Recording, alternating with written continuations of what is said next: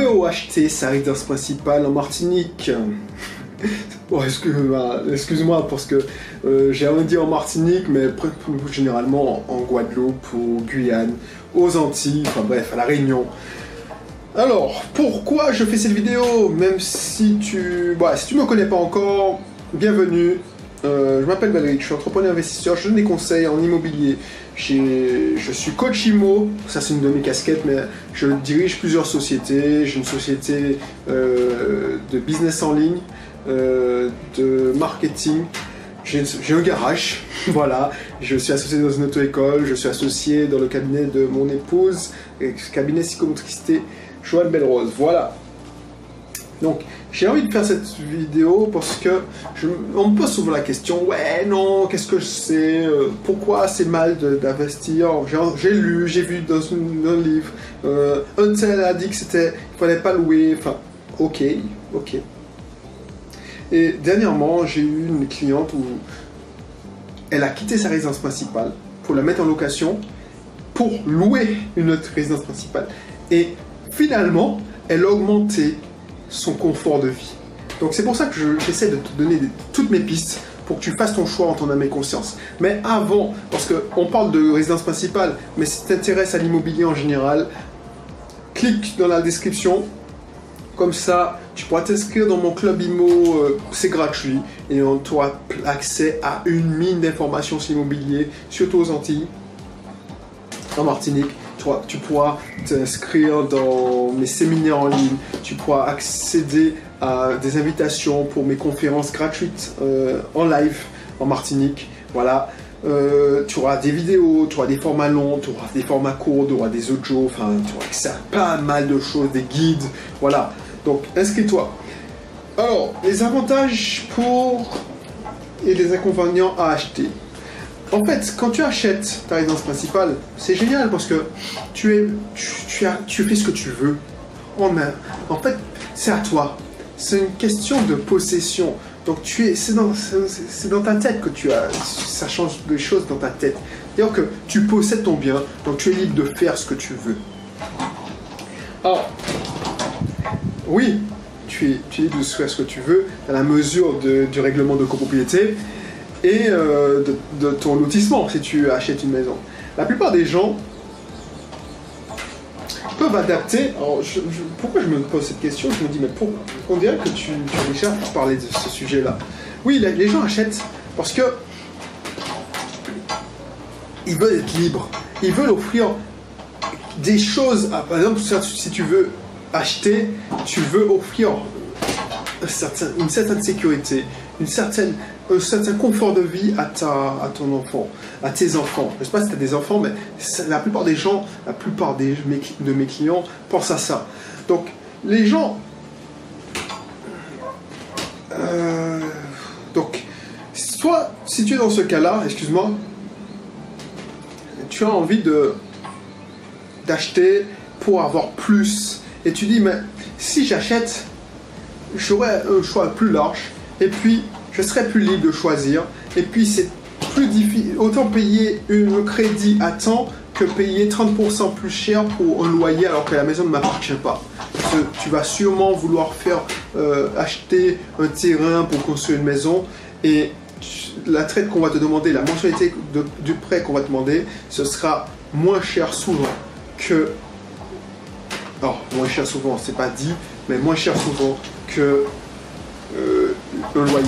Et encore, à quartier égal, ça se défend.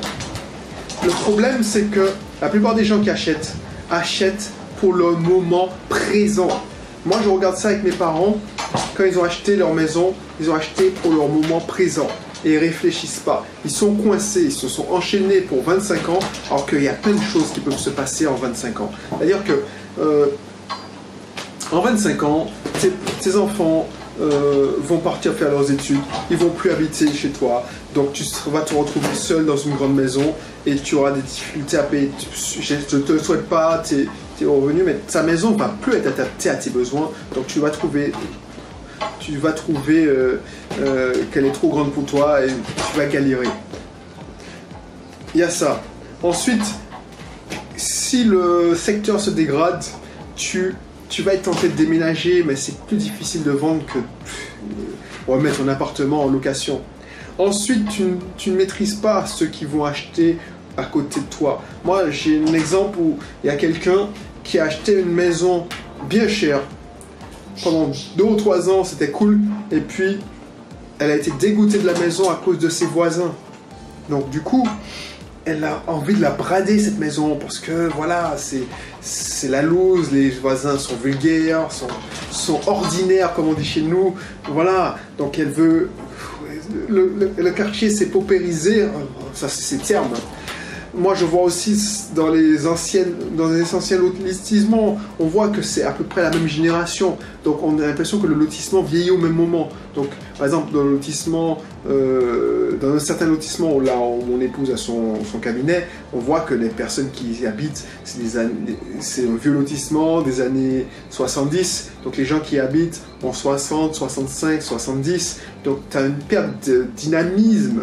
Donc pour revendre ce genre de biens, ce sera chaud, parce que moi personnellement, même si moi je suis un investisseur, je vois qu'il y a ça, j'ai pas envie d'habiter, tu as envie d'habiter dans un truc qui bouge, donc sauf si il y a quelqu'un en même moment qui lance une restructuration, ça va pas le faire. Donc, tu auras plus difficilement, si tu en as besoin de cash ou tu veux déménager, tu pourras plus difficilement déménager. Les avantages et les inconvénients à louer, c'est ça. Tu as plus de liberté. Tu peux adapter ta location à ton besoin. Donc, il y a un moment où tu as besoin de 2, 3, 4 chambres ou 5 chambres, tu te fais plaisir. Il y a un moment, c'est très bien, tu touches plein pot dans ton salaire, tu payes plein, tu te fais plaisir. Après, tu as eu un petit coup de mou où le fiston va partir faire ses études. Fiston part ses études, on songe à déménager, parce que c'est pas parce que fiston part ses études qu'on lui laisse sa chambre. Donc on va lui laisser sa chambre pendant... Mais quand il viendra, il va dormir dans le salon, parce que c'est que 2 mois par an, quoi.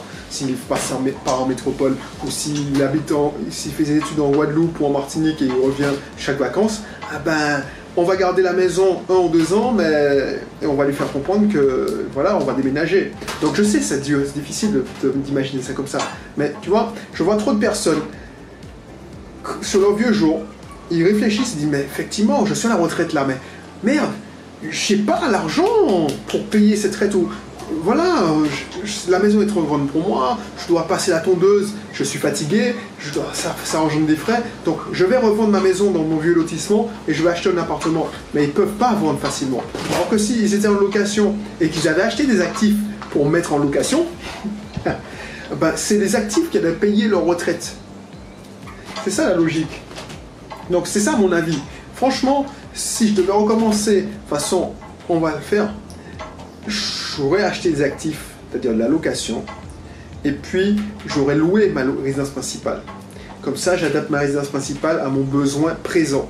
Et quand mon besoin change, je change complètement, et sans changer de quartier. Si le quartier se paupérise ou change, je change. Voilà, c'est ça que je te conseille. Donc si tu veux avoir de conseils, je te le disais au début de la vidéo, inscris-toi dans mon club privé, ça mange pas de pain, ça te sera bénéfique, franchement. Mon club privé IMO, c'est gratuit, tu auras plein de ressources, plein d'informations, beaucoup de valeurs. Tu auras accès, peut-être, ça dépend des conditions, à un entretien téléphonique ou conversation privée, en conversation en webconf avec moi, et puis tu auras accès aussi à mes invitations en séminaire en ligne, comme ça on pourra voir plus en détail les cas d'études. Voilà, je te donne beaucoup de contenu. Donc si tu veux investir, à terme tu veux investir et tu veux gagner des revenus complémentaires, voilà, sors du troupeau, excuse-moi de te le dire, mais sors du troupeau, réagis comme 10% de la population qui gagne, parce que c'est pas bien d'être dans le troupeau. Je veux ma résidence principale, j'achète ma résidence principale, je construis ma résidence principale, alors qu'il y a une solution beaucoup plus pratique. Et je te donnais le cas de ma cliente, elle a acheté sa résidence principale, Ok, tout n'est pas figé. Elle me dit, bon, je veux investir. Je lui dis, mais non, tu peux pas, avec t'as ton prêt qui te plombe. Je veux pas te faire rêver. Dans l'état actuel, tu peux pas investir. Par contre, tu peux. Pourquoi tu veux investir? Ouais, pour améliorer mon niveau de vie, mon confort de vie. Eh ben, pour toi améliorer ton niveau de vie, ton confort de vie, il y a une autre solution. Tu mets en location ton bien dans une certaine façon et tu loues ta résidence principale avec le cash flow que tu as dégagé. Ça va te permettre de payer un loyer et améliorer ton confort de vie. Tu vis en appartement, tu veux louer une maison, ben tu vas louer une maison. Effectivement, c'est pas la grande maison de luxe, je vais pas te raconter des bobards, mais c'est une maison mitoyenne. Il y a des gens qui n'aiment pas, il y a des gens qui s'en foutent. Mitoyenne, à 2 pas de son boulot, les enfants courent dans le jardin, c'est des enfants en bas âge, ils sont contents. Elle va faire peut-être une piscine hors sol, dès qu'elle aura les moyens. Et puis les enfants auront une enfance meilleure. Ça, c'est notre solution. C'est notre angle de vision. Et ça, c'est parce qu'elle m'a fait confiance. Donc, inscris-toi. Si elle n'avait pas eu cette curiosité de s'inscrire, elle n'aurait pas eu cette vision des choses. Et si tu n'avais pas fait l'effort de visualiser la vidéo jusqu'au bout, tu n'aurais pas eu cet exemple qui t'a peut-être donné une idée. Donc, inscris-toi, tu auras d'autres idées encore. Et puis, c'est gratuit. Et puis, si il le faut, on va travailler ensemble. Mais c'est pas le moment. C'est pas le moment de se poser cette question. Déjà, pose-toi la question de t'inscrire, oui ou non. Et pourquoi, qu'est-ce que tu as à perdre vu que c'est gratuit. Voilà, allez, je t'attends et on se retrouve de l'autre côté pour ton inscription. Allez, bye bye.